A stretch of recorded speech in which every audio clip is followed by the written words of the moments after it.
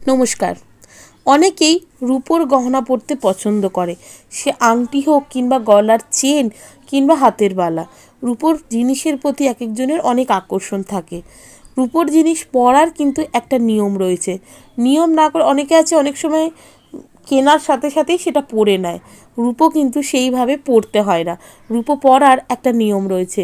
আপনি আংটি পরুন কিংবা গলার চেন পরুন কিংবা হাতের বালা, যেটাই পরবেন না কেন, দোকান থেকে কিনে আনার পর সেটাকে পরিষ্কার জলে ভালো করে আগে ধুয়ে নেবেন। তারপর চেষ্টা করবেন রূপোর যে কোনো জিনিস শুক্রবার করে পরার। শুক্রবার দিন বেলা 12টার পর কাঁচা দুধে ধুয়ে মা লক্ষ্মীর পায়ে ছুঁয়ে তারপর সেই রূপোর অলংকার, সেটা যে কোনো জিনিস হতে পারে, সেটা ধারণ করুন। দেখবেন রূপো সংক্রান্ত যে ভালো বেনিফিটগুলো আছে সেগুলো পেতে কিন্তু অনেক সাহায্য হবে।